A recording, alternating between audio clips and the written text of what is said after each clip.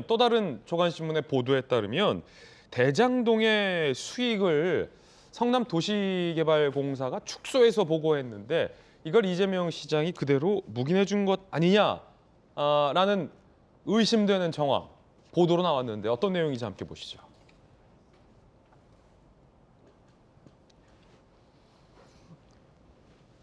대장동 수익 축소 검찰 이재명 시장 묵인 의심. 오늘 조선일보 보도에 따르면 2014년 10월에 김만배 등 대장동 택지 분양 예상 수익만 4천억 원 이상이다라고 이 시장에게 얘기를 했다는 겁니다. 인지를 하고 있었는데 4천억 이상의 수익이 날 거라는 걸.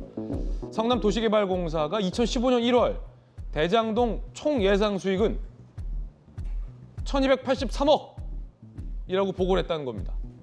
너무 차이가 나죠. 1283억. 실제 대장동의 수익과 비교해 보더라도 1283억은 소위 시쳇말로 뭐 택도 없는 예상 수익을 보고했는데 검찰 예상 수익 차이에도 별다른 조치 없이 사업을 진행했다. 이 시장이 묵인한 건 아니냐라는 의심을 하고 있다라는 보도도 나왔습니다. 자꾸 이제 이재명 시장이 뭔가를 특혜를 주고 지시를 하고 승인해 준 거 아니냐라는 검찰의 의심이 보도되고 있는데 아무래도 서울시에서 부시장을 하셨기 때문에 김영주 의원님께서 잘 아시잖아요.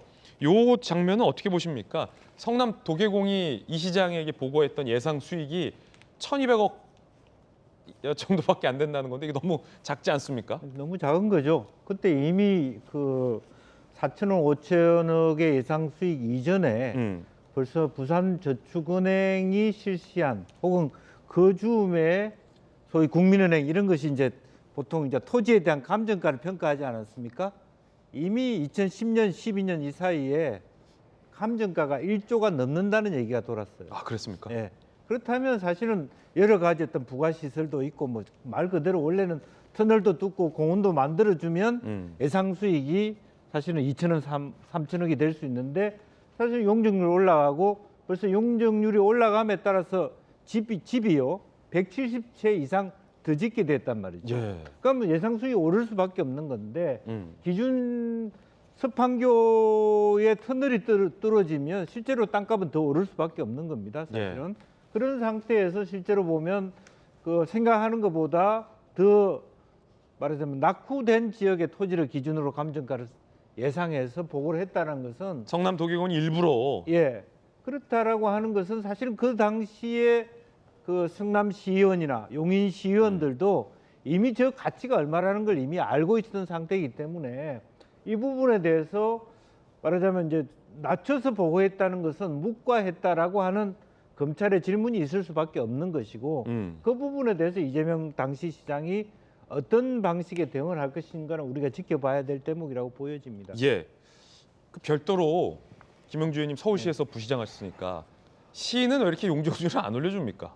잘 안 올려주려고 하던데. 그것은 기본적으로는요 형평성의 문제가 있고요. 그래요? 그리고 또 그 도시계획위원회에서 하는데 위원들의 의견이 굉장히 다릅니다. 그걸 합의하는 구조가. 그렇다면 사실 저기는 그렇게 쉽게 150에서 180, 180에서 195는 시장과 바로 성남도계공이 직보하고 그야말로 도시개발위원회가 형식적인 의뢰를 했다는 얘기밖에 되지 않기 때문에 저 부분도 짚고 넘어가야 될 부분이고 정상적인 뭐 서울시의 경우에는 도시계획 자체 용적률을 올리는데 몇 년이 걸리지 않습니까? 예. 그만큼 의제가 많고 또 실제로 이해관계가 다르기 때문에 그런 것이죠. 그런데 성남시는 아마 규모가 작다 보니까 그런 이해관계 충돌이 적었다. 그리고 시장이 무엇에 집중하고 있는지를 다 간파하고 그게 다 일심동체로 녹여 들어갔다. 그렇게 봐야 될 것 같습니다. 예, 일단은 뭐 의혹이고요. 김영주 의원님의 어떤 개인적인 견해까지 덧붙여 들어봤습니다. 이재명 대표는 뭐 줄곧 강하게 부인을 해왔습니다. 특히 민간 투자사들의 이익은 내가 줄인 거다. 그래서 그들이 나를 뭐 공산주의자다라고 비난하지 않았냐라는 내용입니다. 한번 들어보시죠. 제가 이 개발 사업 시작한 후에 이거 투자사들 개발 이익이 너무 많이 귀속되는 것 같다. 그래서 이거 안 된다. 더 추가 부담 시켜라. 제가 지시를 해가지고 민간 투자사들은 자기들 예상 이익이 줄어드니까 불만이 매우 많았습니다. 재판에 투자회사 대표가 법정 증언에 나와가지고 저보고 빨갱이 같다, 공산당 같더라 이렇게 얘기했어요. 법정에서 저한테 항의하더라고요. 빨갱이라고. 이재명 대표는 나니까 민간 투자사들의 개발사들의 이익을 줄인 거다라는 반박을 하고 있습니다. 어쨌거나 검찰의 의심과 이재명 대표의 항변은 온도 차이가 상당합니다. 3일 후면 이재명 대표가 검찰에 소환됩니다. 지난번에는 성남FC 의혹으로 소환이 됐다면 이번에는 이 대장동 등의 의혹으로 소환이 됩니다. 검찰이 물을 질문할 것이 상당히 많아 보입니다.